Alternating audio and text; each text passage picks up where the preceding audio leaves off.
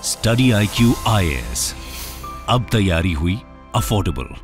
नमस्कार दोस्तों देखिए, बहुत बड़ी बात है। बांग्लादेश की प्राइम मिनिस्टर ने आज का दिन क्योंकि 7 जनवरी को आज बांग्लादेश में चुनाव है। जैसे भारत का लोकसभा का चुनाव होना है, वैसे ही बांग्लादेश में, पूरे बांग्लादेश में आज चुनाव है और अल्टीमेटली कौन सत्ता में आएगा ये डिसाइड होगा। खैर, यहां पर ये बात तो ज्यादातर लोग मान रहे हैं कि शेख हसीना वापस से पावर में आने वाली हैं। उसका रीजन भी मैं आपको वीडियो में बताऊंगा, लेकिन क्योंकि आपको पता है बांग्लादेश में अभी भी बड़ी संख्या है जो कि एंटी इंडिया सेंटीमेंट रखती है। वो चाहती है कि चाइना के साथ वो ज्यादा जाएं, लेकिन शेख हसीना का खुलकर भारत को प्रेस करना वो कहीं ना कहीं दिखाता है कि वो अपने विरोधियों से डर नहीं रही हैं। यहां पर आप देख सकते हो, Sheikh Hasina praises India on voting day, highlights new Delhi's role in liberation war. और इसके साथ साथ आपको यह भी चीज समझना है कि भारत और चाइना, अगर आप देखोगे, दोनों ही आज के डेट में चाहते हैं कि शेख हसीना वापस आए। तो इसका कारण क्या है? बांग्लादेश ने कैसे यहां पर दोनों देशों का एक तरह से सही यूटिलाइजेशन किया है, मैं आपको बताऊंगा इस वीडियो के अंदर।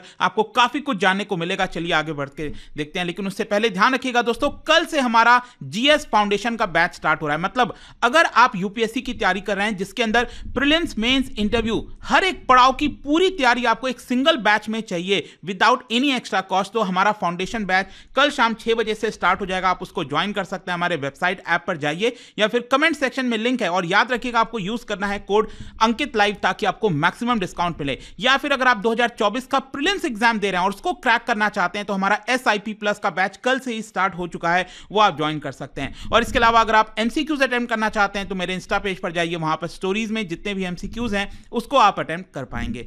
चलिए शुरुआत करते हैं और सबसे पहले ये देखते हैं कि एग्जैक्टली हुआ क्या है। देखिए, आज बांग्लादेश में चुनाव है, जैसा मैंने आपको बोला, और बांग्लादेश की प्राइम मिनिस्टर शेख हसीना, उन्होंने अपना जो विशेष है वो भारत को दिया है और कहा है कि Bangladesh is lucky to have a trusted friend like India.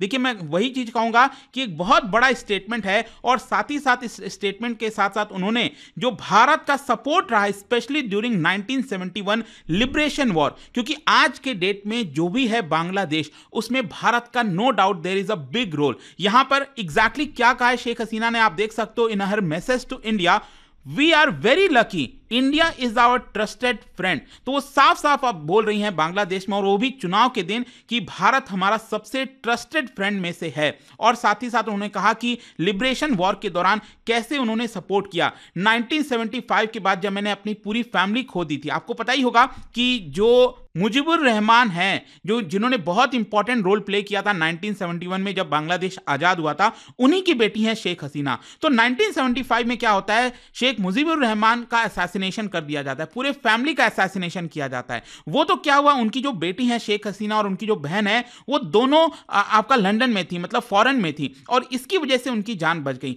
आगे चलकर उन्होंने अपने फैमिली को संभाल, मतलब वो अल्टीमेटली बांग्लादेश आई और देश के पॉलिटिक्स में उन्होंने पार्टिसिपेट किया। तो इसी वजह से उन्होंने कहा कि they gave us shelter, so our best wishes to the people of India. PM Hasina ने बेसिकली यहां पर जो मैसेकर था 1975 का, उसको याद किया, और साथ ही साथ ये भी कहा, she lived in exile India for years, कई सालों तक वो भारत में रही। She later return to Bangladesh and took over the Awami League. ये जो पार्टी है अवामी लीग, जो चुनाव इस समय लड़ रही है, शेख हसीना की पार्टी है, वो उन्होंने उसको संभाला अल्टीमेटली। तो देखिए यहां पर क्या हुआ है कि जब वो अपना वोट देकर आई तो साथ ही साथ उन्होंने बात किया डेमोक्रेसी की। देखिए, इंपॉर्टेंट इसलिए भी हो जाता है क्योंकि एक तरफ आप देखोगे वेस्ट पाकिस्तान, जो कि आज के डेट का पाकिस्तान है, वो एक दूसरे दिशा की तरफ जा चुका है, लेकिन वहीं बांग्लादेश ने यहां पर तरक्की की राह चुनी है, डेमोक्रेसी को चुना है। ऑल्दो यहां पर ब्लेम तो लगता रहता है शेख हसीना के ऊपर भी कि यहां पर जो चुनाव है वो क्या सही से हुआ नहीं हुआ, लेकिन उसके बावजूद भी आप देखिए वहां की जो इकोनॉमी में जिस तरह से प्रोग्रेस हुआ है, वो कहीं ना कहीं दिखाता है कि उसमें शेख हसीना उसकी तरफ बढ़ना चाहती हैं, rather than going towards radicalism. वो नहीं चाहती कि जो इस्लामिस्ट फंडामेंटलिस्ट हैं वो पार्टिसिपेट करें पॉलिटिक्स के अंदर। यहां पर डेवलपमेंट का चुनाव हो, और उसी की तरफ बढ़ते हुए यहां पर आप देख पाओगे, उन्होंने कहा है कि as we are a long term democratic system from 2009 to 2023, that is why Bangladesh made this much of an achievement. और यहां पर सबसे इंपॉर्टेंट यही होता है कि इसका मायने क्यों रखता है। देखो, 52 साल हो चुके हैं बांग्लादेश के इंडिपेंडेंस इंडिपेंडेंस के। और आज के डेट में एक इन्फेक्शन पॉइंट पर है बांग्लादेश, चाहे वो इकोनॉमी के टर्म्स में आप बात करिए या फिर जियोपॉलिटिकल टर्म्स में बात करिए। यहां पर जो इकोनॉमिक इंपॉर्टेंस है वो इसलिए बढ़ जाती है क्योंकि 2022 में अगर आप देखोगे तो बांग्लादेश 7% से भी ज्यादा से ग्रो किया था और उसकी इकोनॉमी आज के डेट में $400 बिलियन हो गई है। मतलब पाकिस्तान से भी आगे निकल गई है। बांग्लादेश जैसा छोटा देश, यहां पर आप देख सकते हो जो मेजर पावर्स है उनका अटेंशन बांग्लादेश की तरफ गया है, क्योंकि जिस तरह से उन्होंने ग्रोथ और स्टेबिलिटी दिखाई है पिछले कुछ सालों में। और साथ ही साथ यहां पर साउथ एशिया की बात करें, इंडो पैसिफिक रीजन की बात करें, तो उसमें कहीं ना कहीं जो एक स्ट्रैटेजिक इंटरेस्ट है वो बांग्लादेश ने शो किया है। और इन्हीं सारे कारणों की वजह से ये वाला जो इलेक्शन है वो काफी इंपॉर्टेंट हो जाता है। खैर, मैं यहां पर आपको एक इलेक्शन के बारे में बता भी दूं। बांग्लादेश में क्या है कि वहां की जो पार्लियामेंट है उसको जतिया संसद कहा जाता है और वहां पर आप देख सकते हो टोटल नंबर ऑफ सीट जो है वो है 350। लेकिन क्या होता है, जो इलेक्शन वो होता है सिर्फ 300 सीट्स के ऊपर, और अभी प्रेजेंट में आप देख सकते हो 350 में से 306 सीट्स हैं। तो एक्चुअली क्या होता है कि जो इलेक्शन होता है वो 300 सीट्स के ऊपर होता है और यहां पर जो पार्टी जीत कर आती है उसको हक मिलता है कि वो 50 बाकी के जो पार्लियामेंटेरियंस हैं उनको एक तरह से अपॉइंट कर सकें। और ये 50 जो नंबर होता है वो बेसिकली वुमेन लेजिस्लेचर्स के लिए रिजर्व किया जाता है। तो महिलाओं के लिए 50 सीट होता है, जो चुनी हुई पार्टी है, जो जीती हुई पार्टी है वही अपॉइंट करती है। तो आज के डेट में आप देखोगे तो एकदम clear cut majority Awami league के पास है, शेख हसीना की पार्टी के पास है और इस चुनाव में भी यहां पर वो जीतने वाली हैं। खैर, अब क्वेश्चन यहां पर यह है कि बांग्लादेश का रिलेशंस भारत और चाइना दोनों के साथ कैसा रहा है। देखो, भारत और चाइना दोनों का ही हाई स्टेक्स है बांग्लादेश के अंदर। चाइना भी चाहता है कि यहां पर जो इन्फ्लुएंस है वो बांग्लादेश में ज्यादा बढ़ा है। भारत तो यहां पर चाहता ही है क्योंकि हमारा पड़ोसी देश है और स्पेशली क्योंकि बॉर्डर का मामला है, सिक्योरिटी के पर्सपेक्टिव से हम यही चाहेंगे कि बांग्लादेश के साथ जो रिलेशन है भारत का वो अच्छा ही रहे। लेकिन यहां पर आप समझने की जरूरत है कि बांग्लादेश इसको कैसे निभाता है, वो बहुत इंपॉर्टेंट होगा। यहां पर एक चीज आपको समझना है हिस्टोरिकल पर्सपेक्टिव से, जैसा मैंने आपको बताया कि बांग्लादेश इस चीज को हमेशा याद रखता है कि भारत की वजह से कहीं ना कहीं उसको 1971 में जो आजादी मिली थी, और उस समय अगर आपको ध्यान से याद हो, क्योंकि 1971 में भारत ने पूरी तरह से बांग्लादेश का साथ दिया था, लेकिन वहीं चाइना ने किसका साथ दिया था? चाइना ने साथ दिया था पाकिस्तान का। उसके बावजूद भी देखो क्या होता है, भले ही इतिहास कुछ भी रहा हो, लेकिन जो प्रैग्मेटिज्म हम कहते हैं ना जियोपॉलिटिक्स में, वो बहुत मायने रखती है कि आज के प्रेजेंट डे सिचुएशन में उस देश को किस चीज की आवश्यकता है। भले ही कल पहले हुआ होगा कि चाइना ने पाकिस्तान का साथ दिया होगा, लेकिन बांग्लादेश को अगर लगता है कि उसको ज्यादा इन्वेस्टमेंट की आवश्यकता है, ज्यादा अगर चाइना उसको हेल्प कर सकता है, तो बांग्लादेश उसमें हिचकेगा नहीं और वो चाइना की डेफिनेटली मदद लेगा, जो कि बांग्लादेश करता आ रहा है। और इसीलिए मैं आपको कुछ आंकड़े बताता हूं। अगर आप देखोगे जो बायलैटरल ट्रेड है भारत और बांग्लादेश दोनों के बीच में 2021-22 में, ये करीब था $15 बिलियन का। वहीं अगर आप कंपेयर करो बांग्लादेश और चाइना का जो बायलैटरल ट्रेड था, ये करीब $25 बिलियन का था। मतलब चाइना के साथ अच्छा खासा जो आपको ट्रेड है वो देखने को मिलेगा। इंडिया ने रिकॉग्नाइज किया है बांग्लादेश को एज अ ईस्टर्न बफर के तौर पर, और इसी की वजह से हमने बहुत सारा जो सपोर्ट है, चाहे पोर्ट में हो, पावर ग्रिड में हो, नेशनल ग्रोथ के लिए, उन सब में हमने यहां पर मदद की है। हिस्टोरिकल टाइज और ज्योग्राफिकल प्रॉक्सिमिटी की वजह से यहां पर जो रिलेशनशिप है भारत और बांग्लादेश का वो काफी बेहतर है। लेकिन इसके साथ साथ जैसे मैंने आपको बताया कि बांग्लादेश ने बढ़ चढ़कर चाइना का भी साथ लिया है और उनका जो ट्रेड है आपका करीब $25 बिलियन पहुंचा है। यहां पर एक और चीज आपको ध्यान होना चाहिए, दैट इज BRI प्रोजेक्ट। यहां पर चाइना ने क्या किया कि बांग्लादेश को BRI belt and road initiative project में शामिल कर लिया, और आज के डेट में हालत यह है कि चाइना ने $10 बिलियन से भी ज्यादा निवेश जो है वो बांग्लादेश के अंदर कर रखा है as per belt and road initiative. लेकिन इसके साथ साथ एक और चीज आपको पता होनी चाहिए कि ढाका का जो अप्रोच है, जो सरकार है शेख हसीना की, उनका जो अप्रोच है वो बहुत न्यूएंस्ड रहा है, मतलब बहुत नपा तुला रहा है, एक तरह से आप कह सकते हो। यहां पर आप देख पाओगे, यहां पर जो रिलेशनशिप है एक तरह से आप कह सकते हैं कि नेशनल इंटरेस्ट को ध्यान में रखते हुए रहा है। यहां पर जो socio economic, trade, cultural ties रहा है भारत के साथ, उसका ज्यादा से ज्यादा बांग्लादेश ने उठाया है। और साथ ही साथ चाइना के साथ अगर आप देखोगे तो मिलिट्री रिलेशनशिप बांग्लादेश ने बेहतर करने की कोशिश की है। इनफैक्ट आपको मैं बता दूं कि चाइना जितना भी अपना आर्म्स एक्सपोर्ट करता है ना, मतलब चाइना जो भी अपना डिफेंस गुड्स एक्सपोर्ट करता है वो सबसे ज्यादा किसको करता होगा? ऑब्वियस सी बात है उसका जो मित्र देश है पाकिस्तान। लेकिन दूसरे नंबर पर क्या आपको पता है? वो है बांग्लादेश।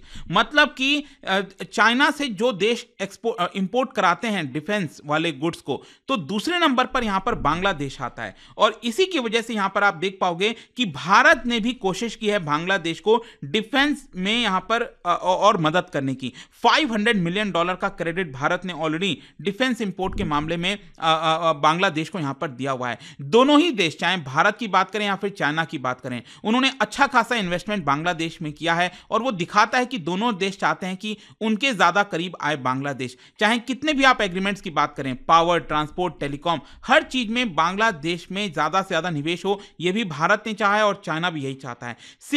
ऑल्दो कुछ कंसर्न आप कह सकते हो कि जिस तरह से जो कर्ज है वो बड़ा है चाइना का, मतलब चाइना ने जिस तरीके से यहां पर पैसा देने की कोशिश की है बांग्लादेश को, इसकी वजह से बांग्लादेश के ऊपर कर्ज भी काफी ज्यादा हो गया है। और इसी की वजह से क्या हुआ है कि शेख हसीना की सरकार ने उसको बैलेंस करने के लिए वो भारत का भी एक तरह से पक्ष लिया है कि यहां पर भारत के साथ अगर रुख करेगा बांग्लादेश तो चाइना बहुत ज्यादा प्रेशर बांग्लादेश के ऊपर नहीं डाल पाएगा। खैर, यहां पर आप एक चीज देख सकते हैं कि शेख हसीना की जो पॉलिसी रही है ना, वो ऑटोनॉमी डॉक्ट्रिन की रही है। मतलब कि यहां पर जो एक्सक्लूसिव अलायंस होता है, मतलब बांग्लादेश ने ये कोशिश किया है कि वो पूरी तरह से चाइना की तरफ ना चला जाए और पूरी तरह से भारत की तरफ ना चला जाए। वो हमेशा यहां पर एक बैलेंस रोल प्ले करने की कोशिश करता है। और इसीलिए रीजन वाइज अगर आप देखोगे तो बांग्लादेश एक मेजर इकोनॉमिक पावर हाउस की तरह धीरे धीरे उभरते हुए सामने आ रहा है। अगर आप ग्लोबल इश्यूज की भी बात करिए, जिस तरह का अप्रोच बांग्लादेश ने रोहिंग्या रेफ्यूजीज की तरफ दिखाया है,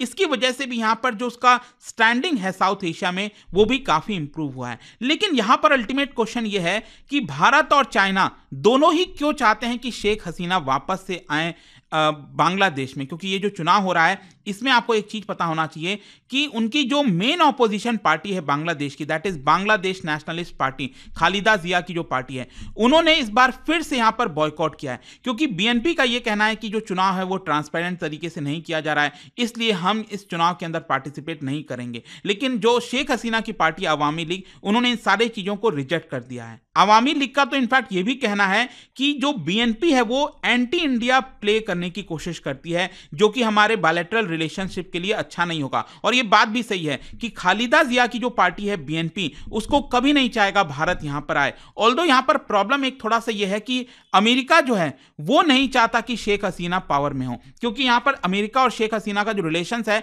वो बहुत ज्यादा रिसेंटली खराब हुआ है। ऑल्दो शेख हसीना ने कोशिश की है, भारत से बातचीत की है कि आप प्लीज यूएस से बात करिए और यहां पर जो रिलेशन है थोड़ा सा इंप्रूव हो, लेकिन वो चीजें इंप्रूव नहीं हो पाई हैं। दूसरी तरफ अगर हम बात करें चाइना की, तो देखो यहां पर जो चाइना ने बेल्ट एंड रोड इनिशिएटिव्स अपनाए हैं, बहुत सारा इन्वेस्टमेंट किया है, तो चाइना को भी ये लगता है कि जो स्टेबिलिटी है वो इस समय बरकरार रहनी चाहिए। अगर शेख हसीना की सरकार जाती है, कुछ भी होता है, ऑल्दो जाएगी नहीं, मैं आपको बता दूं शेख हसीना वापस ही आने वाली है, क्योंकि जो मेन ऑपोजिशन पार्टी मैंने आपको बताया वो तो लड़ नहीं रही है। तो यहां पर क्या है कि अल्टीमेटली शेख हसीना रहेंगी तो जो चाइना की पॉलिसीज है उसमें कंटिन्यूटी देखने को मिलेगी, अदरवाइज चाइना को भी ये प्रॉब्लम हो सकता है। और इसीलिए मैं आपसे कह रहा हूं कि भारत और चाइना दोनों ही यहां पर चाहते हैं शेख हसीना आए, और शायद ही बहुत कम ऐसा मौका होता है कि भारत और चाइना सेम पेज पर हो, और ये आपको यहां पर देखने को मिलेगा। सो आई होप कि इस वीडियो के माध्यम से आपको काफी कुछ जानने को मिला होगा। जाने से पहले एक इंटरेस्टिंग क्वेश्चन, क्या आप बता सकते हो भारत और बांग्लादेश का जो बॉर्डर है उसमें भारत का कौन सा राज्य का सबसे स्मॉलेस्ट बॉर्डर शेयर होता है? इसका राइट आंसर आप सबको पता है, मेरे इंस्टाग्राम पर तो मिलेगा ही, वहां पर अगर आप नहीं हो कोई बात नहीं, टेलीग्राम से ले सकते हैं इसका सही उत्तर।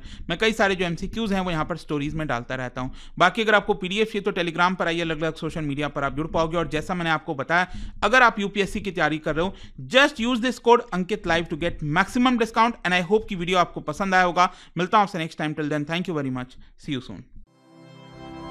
स्टडी IQ IAS, अब तैयारी हुई अफोर्डेबल।